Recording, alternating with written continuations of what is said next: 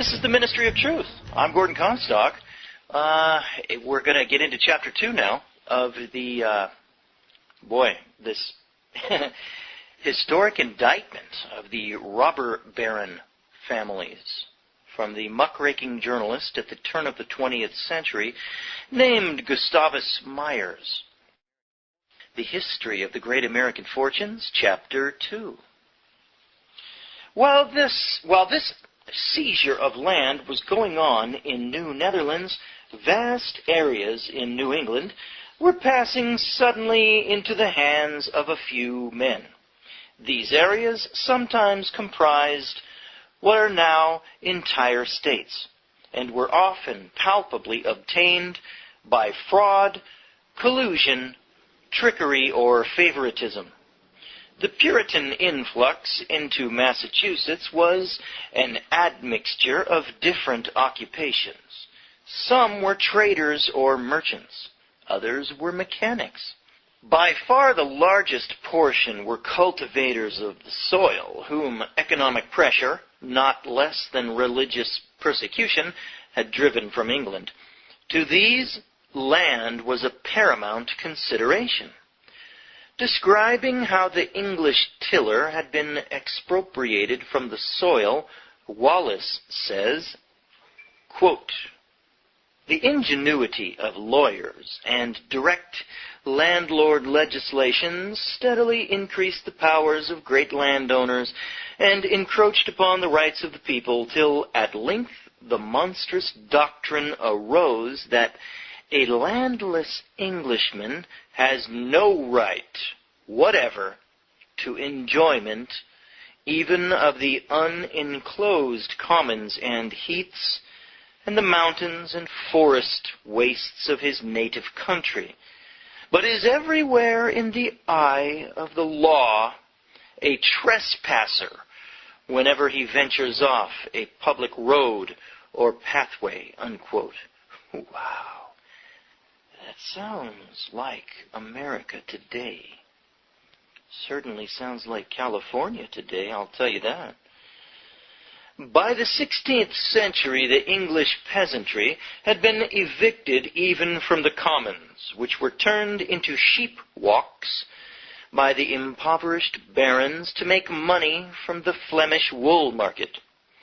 The land at home wrenched from them, the poor English immigrants ardently expected that in America land would be plentiful. It should have been. Look how much of it there was. However, they were bitterly disappointed. Man, oh man. You know, someday on Judgment Day, when Jesus is reading off the list of who was naughty and who was nice, when he lists the staggering amount of human greed, how are we going to stand in the face of that? All of that land, and just in a few years, it was already all claimed. Give me a break. They were bitterly disappointed, the English immigrants. The various English companies chartered by royal command with all-inclusive powers, despite the frequent opposition of Parliament, held the trade and land of the greater part of the colonies as a rigid monopoly. Well, guess what, English Charter Company? You are violating the law of God. God held that the people in inheritance, families were supposed to have land, not companies. See you on Judgment Day, you rich people. I don't think there's going to be many needles going around for you to jump through either. See you in the threshing floor. In the case of the New England Company, severe punishment was threatened to all who should encroach upon its rights, you rich devils. It was also freed from payment for 21 years and was relieved. This sounds like the Rockefellers today. And was relieved from taxes forever, the New England Company. Of course. The rich looking after the rich. The colonies carved into great estates. The New England colonies were carved out into a few colossal private estates. The example of the British nobility was emulated, but the chartered companies did not have to resort to the adroit, disingenuous, subterranean methods which the English land magnates used in perpetuating their seizure, as so graphically described by S.W. Thackeray in his work, The Land and the Community. The land in New England was taken over boldly and arbitrarily by the directors of the Plymouth colony, the most powerful of all the companies which exploited New England. The handful of men who participated in this division sustained with a high hand their claims and pretensions, and augmented and fortified them by every device. Quite regardless of who the changing monarch was or what country ruled, these colonial magnates generally contrived to keep the power strong in their own hands. There might be a superficial show of changed conditions, an apparent infusion of democracy, but in reality the substance remained the same. Boy, that sounds familiar. The sway of the landgraves. This was nowhere more lucidly or strikingly illustrated than after New Netherlands passed into the control of the English and was renamed New York. Laws were decreed which seemed to bear the impress of justice and democracy. Monopoly was abolished. Every man was given the much-prized right of trading in furs and pelts, and the burgher right was extended and its acquisition made easier. However well-intentioned these altered laws were, here we go, human history never changes. However well-intentioned these altered laws were, they turned out to be shallow delusions.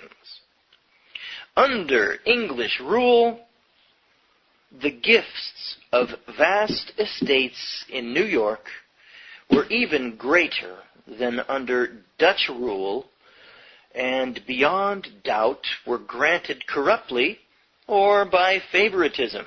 You don't say.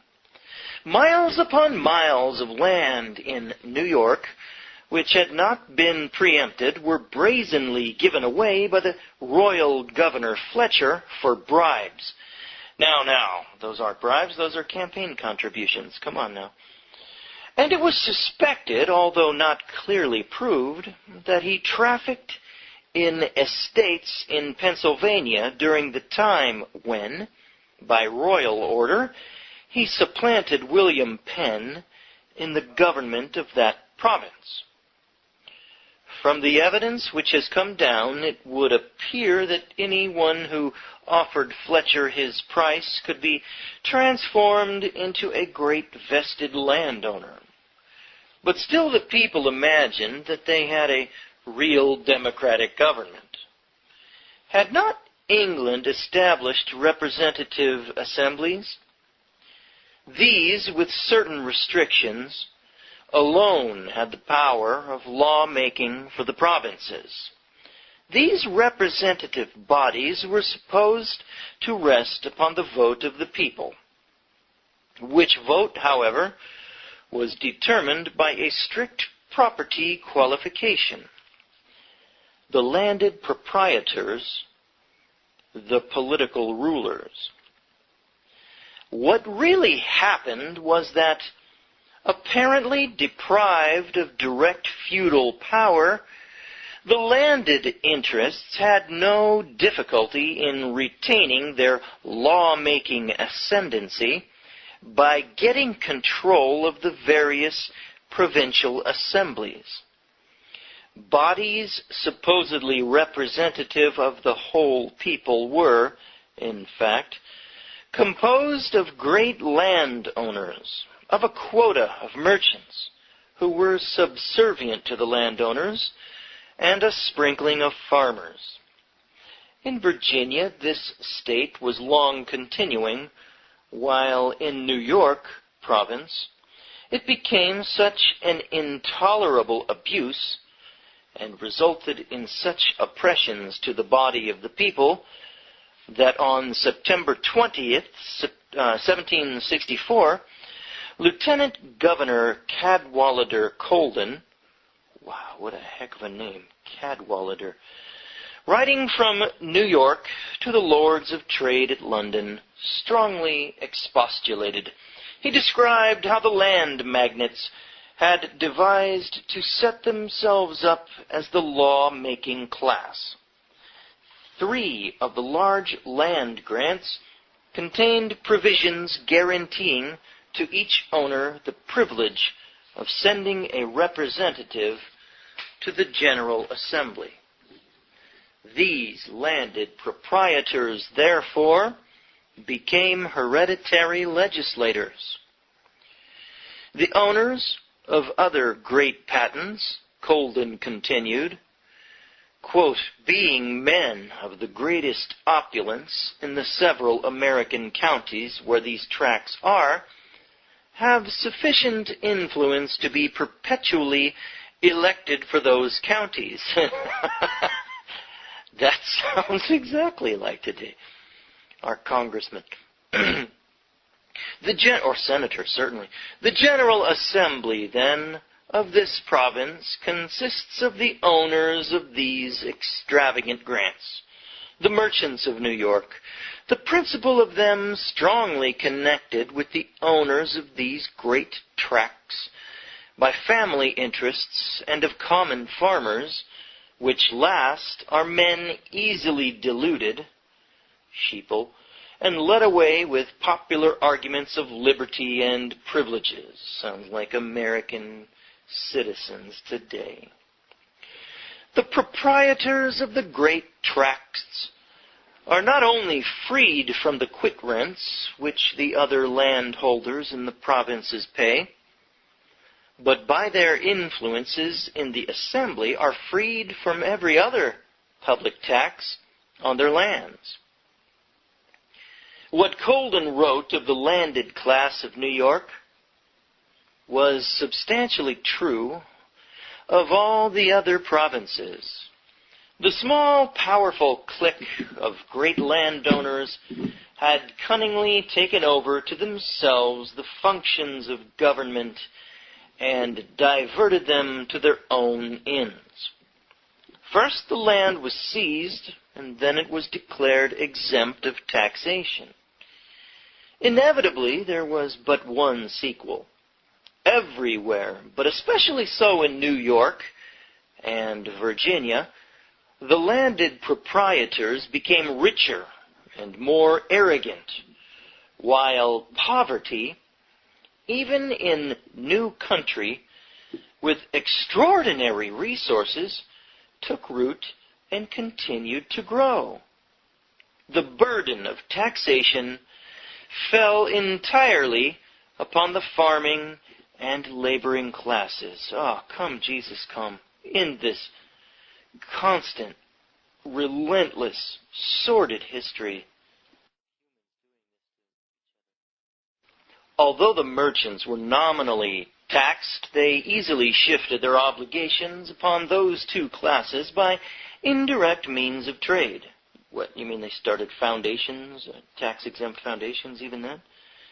I'm sure they had some other shifty route they took. Usurious loans and mortgages became prevalent. Lawless times defying the law of God. It was now seen, pause here, isn't that interesting? This nation that was first colonized by pilgrims who wanted to live by the laws of God, which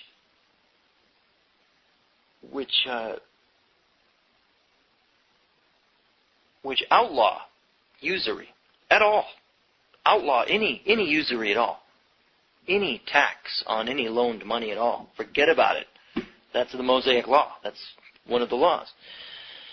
And look, it didn't take long at all before the scumbags come, the money lenders, the money changers. And you wonder why Jesus wished woe upon them? Look how quickly they followed on the coattails of the pilgrims into this country to take advantage of their fellow man. Usurious loans and mortgages became prevalent. All right, it was now seen what meaningless tinsel the unrestricted right to trade in furs really was. To get the furs, access to the land was necessary, and the land was monopolized. In the South, where tobacco and corn were the important staples, the worker was likewise denied the soil, except as a laborer or tenant. And in Massachusetts colony, where fortunes were made from timber, furs, and fisheries, the poor man had practically no chance against the superior advantages of the landed and privileged class. These conditions led to severe reprisals.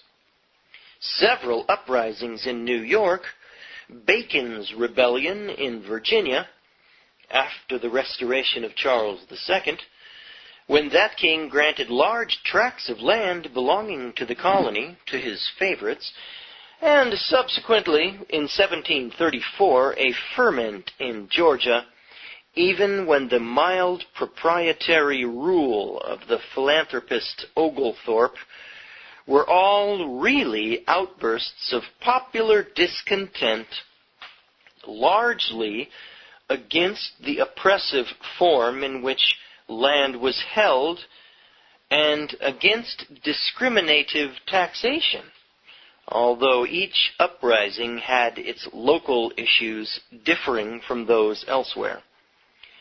In this conflict between landed class and people, the only hope of the mass of the people lay in getting the favorable attention of royal governors.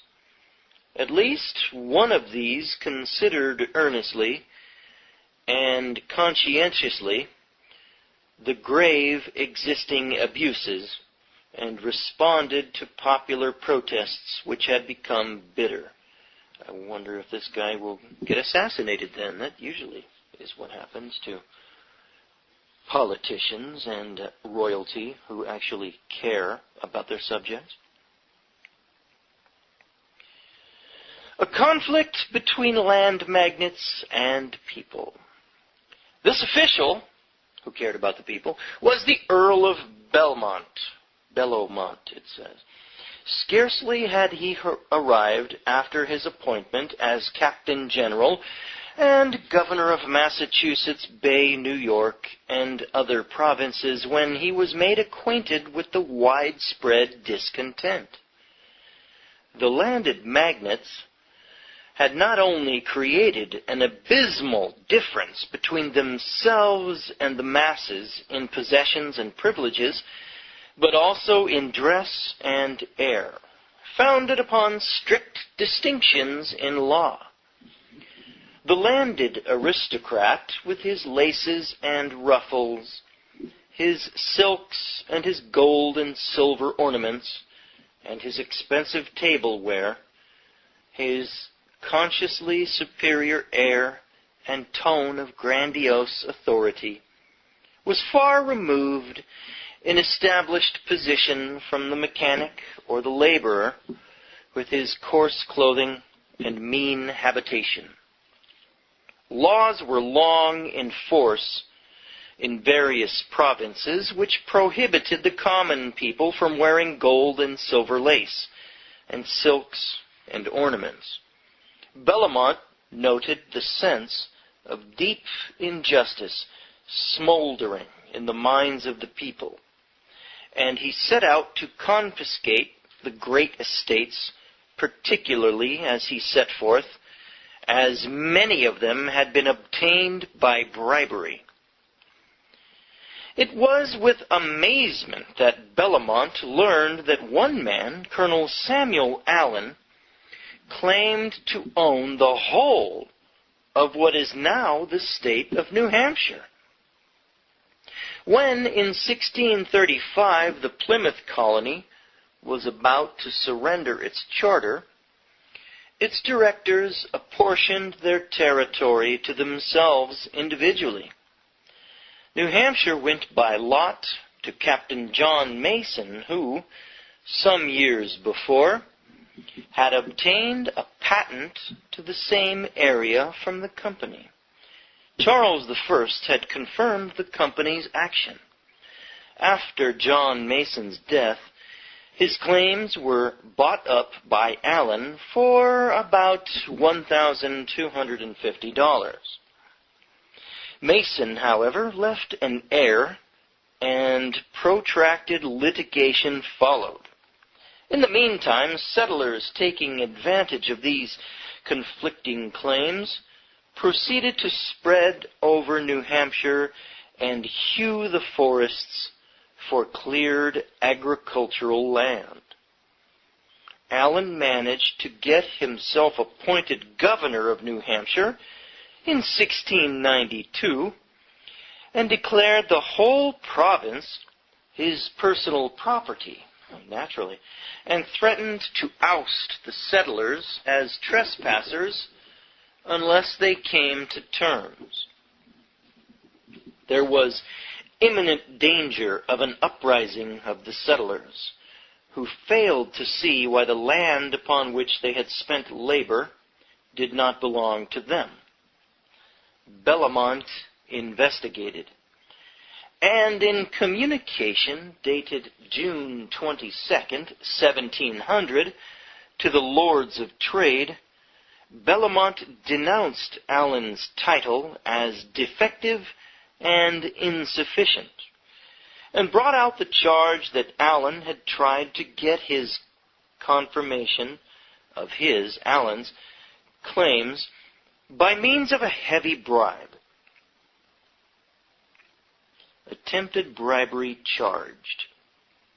Quote, "There was an offer made me," unquote, Bellamont wrote, quote, "of £100,000 in money, but I thank God I had not the least tempting thought to accept of the offer, and I hope nothing in this world will ever be able to tempt me to betray England in the least degree. This offer was made me 3 or 4 times, unquote. Bellamont added, quote, "I will make it appear that the lands and woods claimed by Colonel Allen are much more valuable than 10 of the biggest estates in England, and I will rate those 10 estates at £300,000 apiece, one with another, which is about 3 millions. By his own confession to me at Piscataway last summer, he valued the quit rents of his land, parentheses, as he calls them, end parentheses, at £22,000 per annum, at 3D per acre of 6D, is that dollars, in the pound of all improved rents. Then I leave your lordships to judge what an immense estate the improved rents must be, which, parenthesis, if his title be allowed, end parenthesis, he has as good a right to the aforementioned quit rents. And all this besides the woods, which I believe he might very well value at half the worth of the lands. There never was, I believe, since the world so began, so great a bargain as Allen has had of Mason, if it be allowed to stand good. That all this vast estate I have been naming should be purchased for a poor £250, and that a desperate debt, too, as Colonel Allen thought. He pretends to a great part of this province as far westward as Cape St. Anne, which is said to take in 17 of the best towns in this province next to Boston, The best improved lands, and, I think Colonel Allen told me, 800,000 or 900,000 acres of their land. If Colonel Allen shall at any time go about to make a forcible entry on these lands, he pretends to, parenthesis, for to be sure the people will never turn tenants to him willingly, end parenthesis. The present occupants will resist him by any force he shall bring, and the province will be put to a combustion, and what may be the course I dread to think, unquote. But the persistent Allen did not establish his claim. Several times he lost in the litigation, the last time in 1715. His death was followed by his son's death, and after 60 years of fierce animosities and litigation, the whole contention was allowed to lapse. Says Lodge, quote, "His heirs were minors who did not push the controversy, and the claim soon sank out of sight to the great relief of the New Hampshire people, whose right to their homes had so long been in question," unquote. Similarly, another area, the entirety of what is now the state of Maine, went to the individual ownership of Sir Fernandino Gorges, the same who had betrayed Essex to Queen Elizabeth, and who had received rich rewards for his treachery. The domain descended to his grandson, Fernando Gorges, who, on March 13th, 1677, sold it by deed to John Usher, a Boston merchant, for £1,250. The ominous dissatisfaction of the New Hampshire and other settlers with the monopolization of land was not slighted by the English government. At the very time Usher bought Maine, the government was on the point of doing the same thing and opening the land for settlement. Usher at once gave a deed of the province to the governor and Company of Massachusetts, of which colony and later state it remained a part until its creation as a state in 1820. These were two notable instances of vast land grants which reverted to the people. In most of the colonies, the popular outcry for free access to the land was not so effective. In Pennsylvania, after the government was restored to Penn, and in part of New Jersey, conditions were more favorable to the settlers. In those colonies, corrupt usurpations of the land were comparatively few, although the proprietary families continued to hold extensive tracts. Penn's sons, by his second wife, for instance, became men of great wealth. The pacific and conciliatory Quaker faith operated as a check on any local extraordinary misuse of power. Unfortunately for historical accuracy and penetration, there is an obscurity as to the intimate circumstances under which many of the large private estates in the South were obtained. The general facts as to their grants, of course, are well known, but the same specific underlying details, such as may be disinterred from Bellomont's correspondence, are lacking. In New York, at least, and presumably during Fletcher's sway of government in Pennsylvania, great land grants went for bribes. This is definitely brought out in Bellomont's official communications. vast estates secured by bribery. Fletcher, it would seem, had carried on a brisk traffic in creating, by a stroke of the quill, powerfully rich families, by simply granting them domains in return for bribes. Captain John R.N. Evans had been in command of the royal warship Richmond. An estate was his fervent ambition.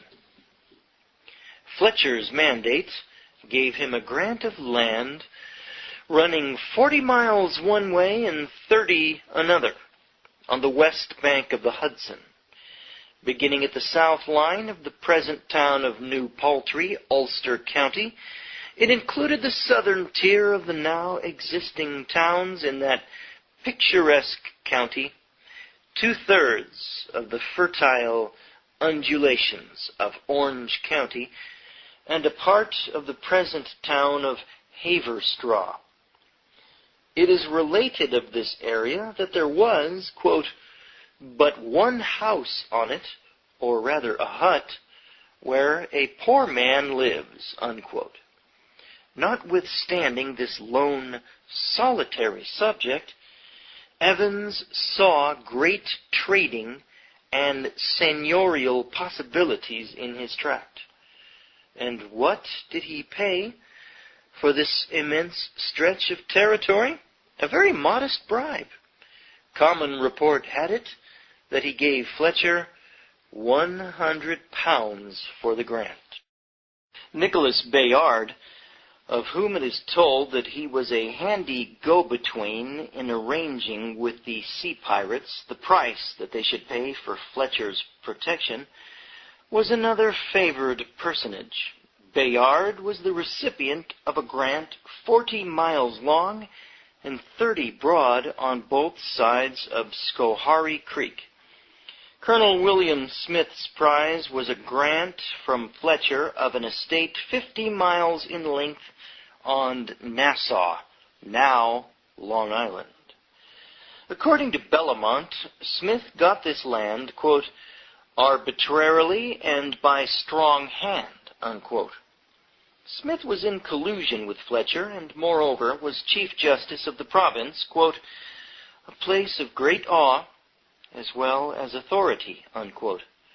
This judicial land wrester forced the town of Southampton to accept the insignificant sum of £10 for the greater part of 40 miles of beach, a singularly profitable transaction for Smith, who cleared in 1 year £500, the proceeds of whales taken there, as he admitted to Bellamont.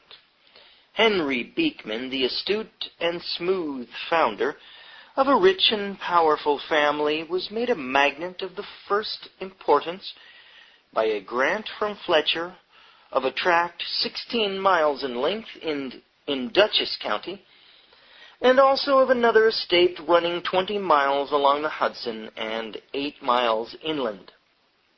This estate he valued at £5,000. Likewise, Peter Schuler, Godfrey Delius, and their associates had conjointly secured, by Fletcher's patent, a grant 50 miles long in the romantic Mohawk Valley, a grant which, quote, the Mohawk Indians have often complained of, unquote.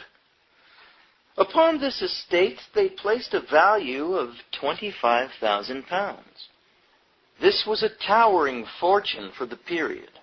In its actual command of labor, necessities, comforts, and luxuries, it ranked as a power of transcending importance. These were some of the big estates created by, quote, Colonel Fletcher's intolerable, corrupt selling away the lands of this province, unquote, as Bellamont termed it, in his communication to the Lords of Trade of November 28, 1700.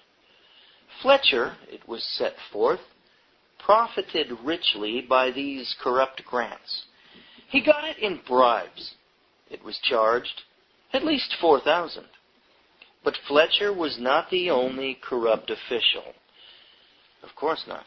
In his interesting work on the Times, George W. Schuler presents what is an undoubtedly accurate description of how Robert Livingston, progenitor of a rich and potent family, which for generations exercised a profound influence in politics and other public affairs, contrived to get together an estate which soon ranked as the second largest in New York State and as one of the greatest in the colonies.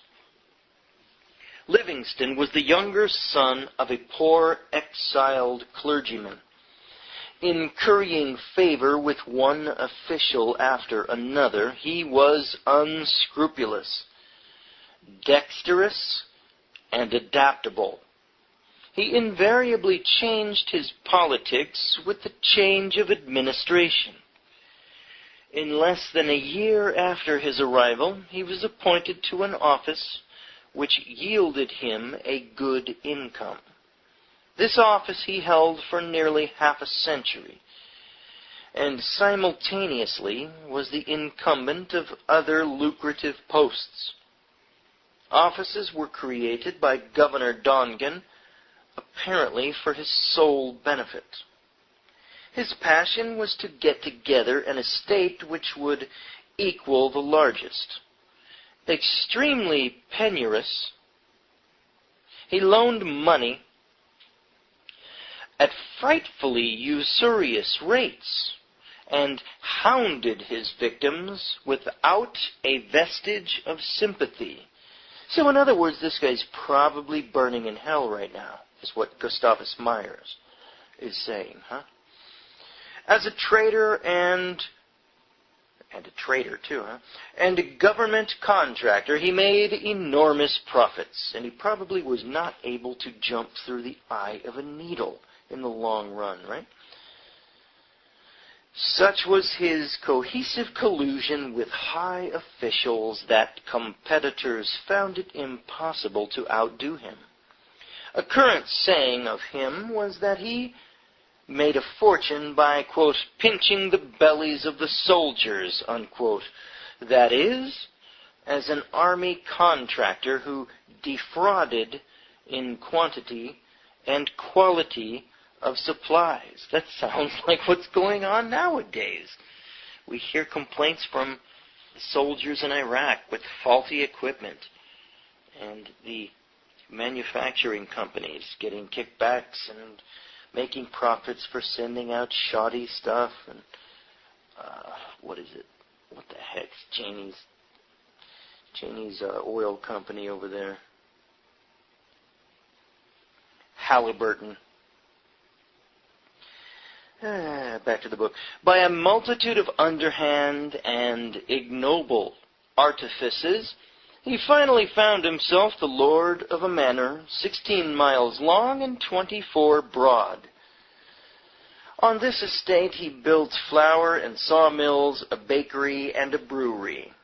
This is how you get advanced in society, folks, by being a crooked bastard.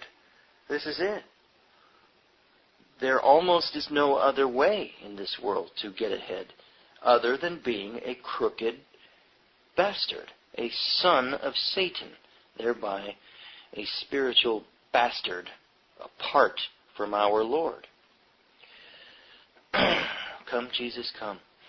In his advanced old age, he exhibited great piety, but held on grimly to every shilling that he could, and as long as he could. I'll bet he did.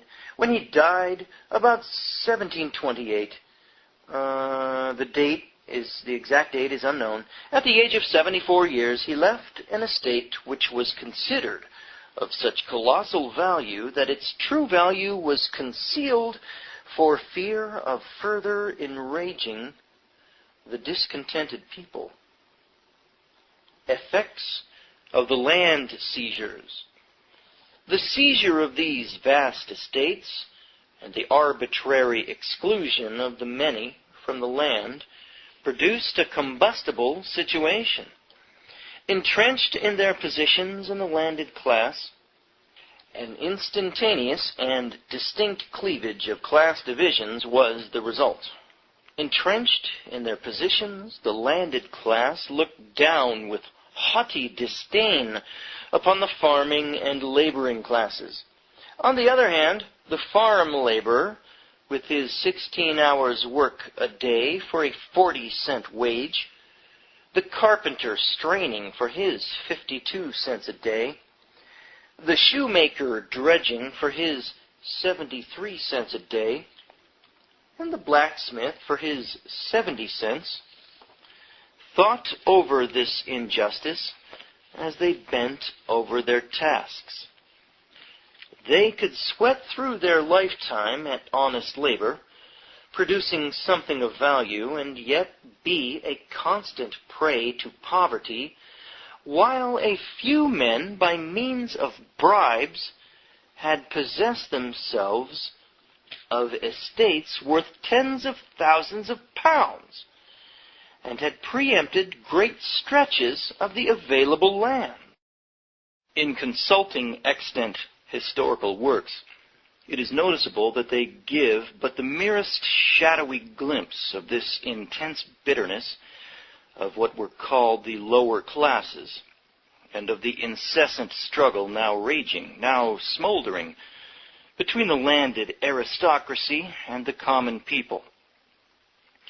Contrary to the roseate descriptions often given of the independent position of the settlers at that time, it was a time when the use and misuse of law brought about sharp divisions of class lines which arose from artificially created inequalities, economically and politically.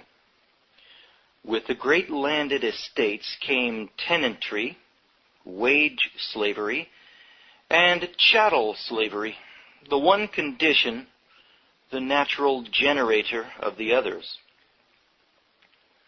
The rebellious tendency of the poor colonists against becoming tenants, and the usurpation of the land were clearly brought out by Bellamont in a letter written on November 28, 1700, to the Lords of Trade.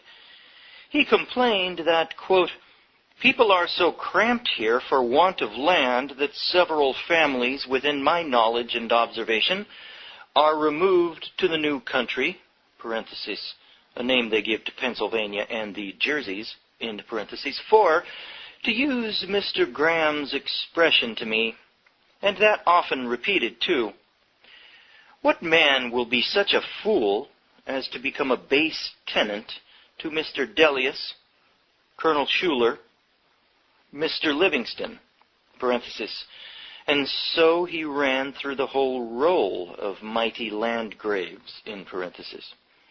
When for crossing Hudson's River that man can, for a song, purchase a good freehold in the Jerseys, end quote. If the immigrant happened to be able to muster a sufficient sum, he could indeed become an independent agriculturalist in New Jersey and in parts of Pennsylvania, and provide himself with the tools of the trade. But many immigrants landed with empty pockets and became laborers dependent upon the favor of the landed proprietors. As for the artisans, the carpenters, masons, tailors, blacksmiths, they either kept to the cities and towns, where their trade principally lay, or bonded themselves to the lords of the manors. Attempt at confiscation thwarted. Bellamont fully understood the serious evils which had been injected into the body politic, and strongly applied himself to the task of confiscating the great estates. One of his first proposals was to urge upon the Lords of Trade the restriction of all governors throughout the colonies from granting more than 1,000 acres to any man without leave from the king, and putting a quit rent of half a crown on every 100 acres, this sum to go to the royal treasury, This suggestion was not acted upon. He next attacked the Assembly of New York and called upon it to annul the great grants. In doing this, he found that the most powerful members of the Assembly were themselves the great landowners and were putting obstacle after obstacle in his path. After great exertions, he finally prevailed upon the Assembly to vacate at least 2 of the grants, those to Evans and Bayard. The Assembly did this probably as a sop to Bellamont and to public opinion, and because Evans and Bayard had lesser influence than the other landed functionaries. But the owners of the other estates tenaciously held them intact. The people regarded Bellamont as a sincere and ardent reformer, but the landed men and their following abused him as a meddler and deconstructionist. Despairing of getting a self-interested assembly to act, Bellamont appealed to the Lords of Trade. Quote, "If your lordships mean I shall go on to break the rest of the extravagant grants of land by Colonel Fletcher and other governors, by act of assembly I shall stand in need of a peremptory order from the king to do so." Unquote. A month later, he insisted to his superiors at home that if they intended that the corrupt and extravagant grants should be confiscated, quote, "which I will be bold to say by all the rules of reason and justice ought to be done, I believe it must be done by Act of Parliament in England, for I am a little jealous I shall not have strength enough in the Assembly of New York to break them." Unquote. The majority of this body, he pointed out, were landed men, and when their own interest was touched, they declined to act contrary to it. Unless, added Bellamont, quote, "the power of our Palatines, Smith, Livingston, the Phillips, father and son, and 6 or 7 more were reduced, the country is ruined." Unquote. Despite some occasional breaches in its entrenchments, the landocracy continued to rule everywhere with a high hand, its power as a whole unbroken. How the lords of the soil lived.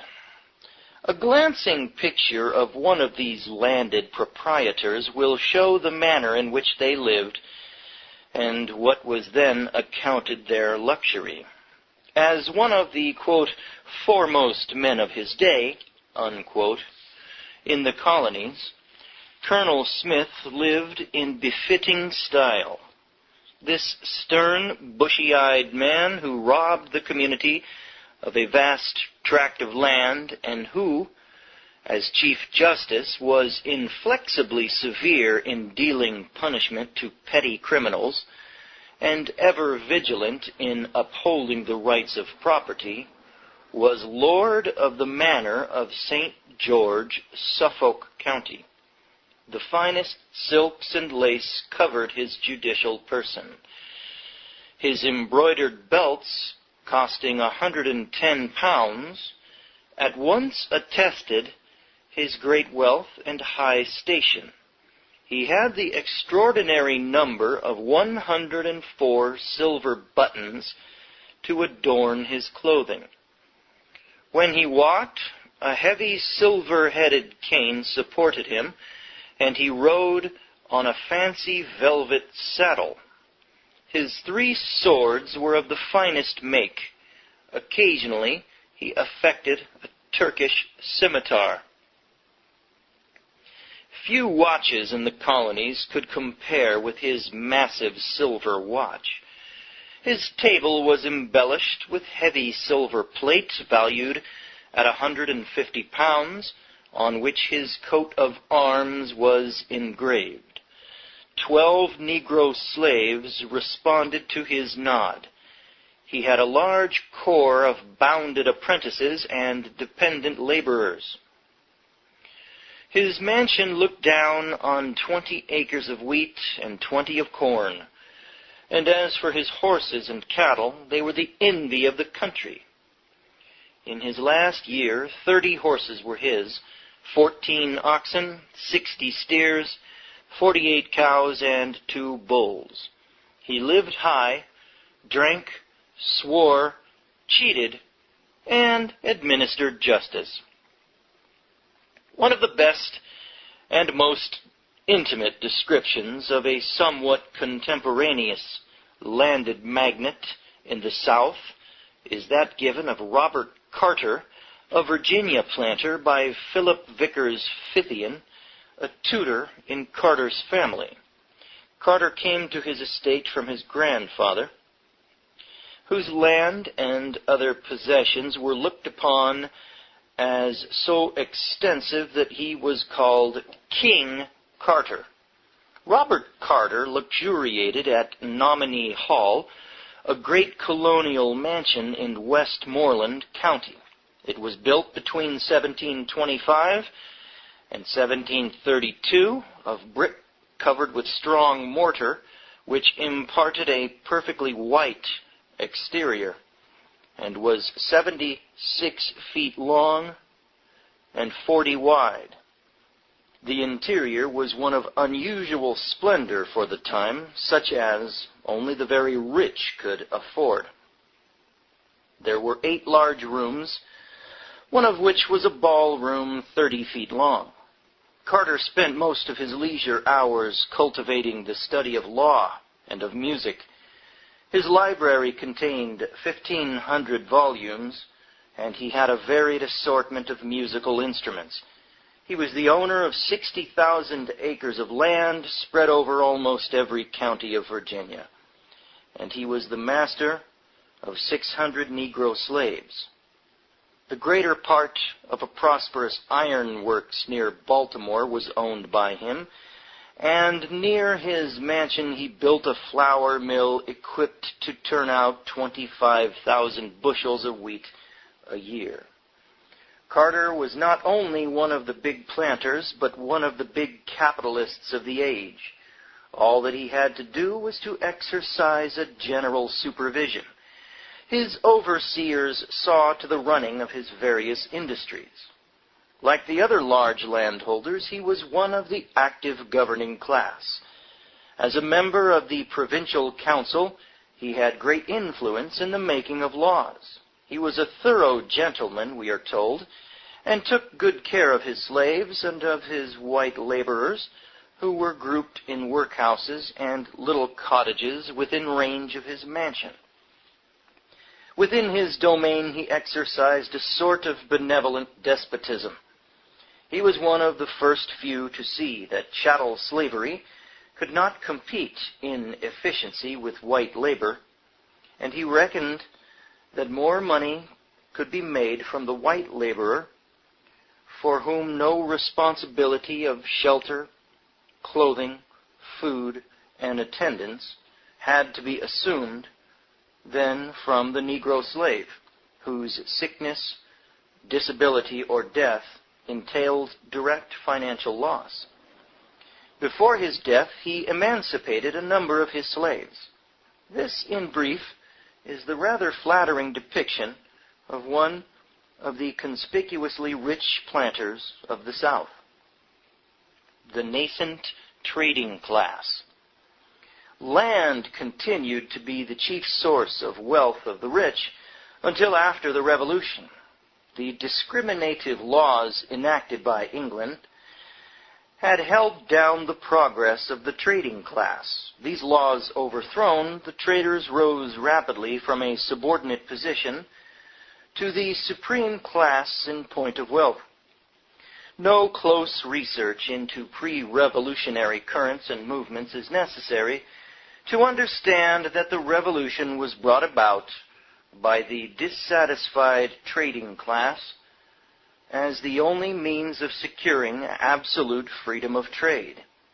Notwithstanding the view often presented that it was an altruistic movement for the freedom of man, It was essentially an economic struggle fathered by the trading class and by a part of the landed interests. Admixed was a sincere aim to establish free political conditions. This, however, was not an aim for the benefit of all classes, but merely one for the better interests of the propertied class. The poverty-stricken soldiers who fought for their cause found after the war that the machinery of government was devised to shut out manhood suffrage and keep the power intact in the hands of the rich. Had it not been for radicals such as Jefferson, Paine, and others, it is doubtful whether such concessions as were made to the people would have been made. The long struggle in various states for manhood suffrage sufficiently attests the deliberate aim of the propertied interests to concentrate in their own hands, and in that of a following favorable to them, the voting power of the government and of the states. With the success of the Revolution, the trading class bounded to the first rank. Entail and primogeniture were abolished, and the great estates gradually melted away. For more than a century and a half, the landed interests had dominated the social and political arena. As an acknowledged continuous organization, they ceased to exist. Great estates no longer passed unimpaired from generation to generation, surviving as a distinct entity throughout all changes. They perforce were partitioned among all the children, and through the vicissitudes of subsequent years passed bit by bit into many hands. Altered laws caused a gradual disintegration in the case of individual holdings, but brought no change in instances of corporate ownership. The Trinity Corporation of New York City, for example, has held on to the vast estate which it was given before the Revolution, except such parts as it voluntarily has sold. Disintegration of the great estates.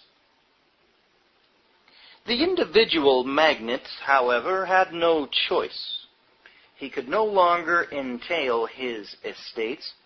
Thus, estates which were very large before the Revolution, and which were regarded with astonishment, ceased to exist.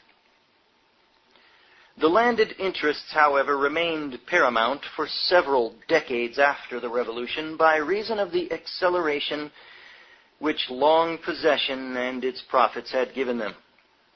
Washington's fortune, amounting at his death to $530,000, was one of the largest in the country and consisted mainly of land.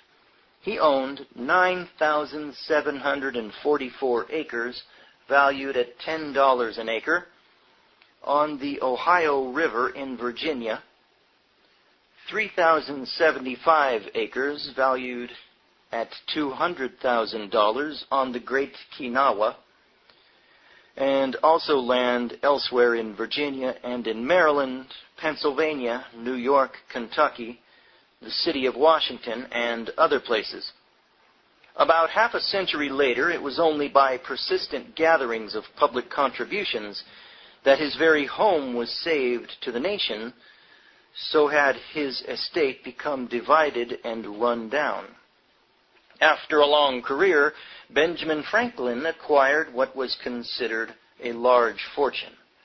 But it did not come from manufacture or invention, which he did so much to encourage, but by land.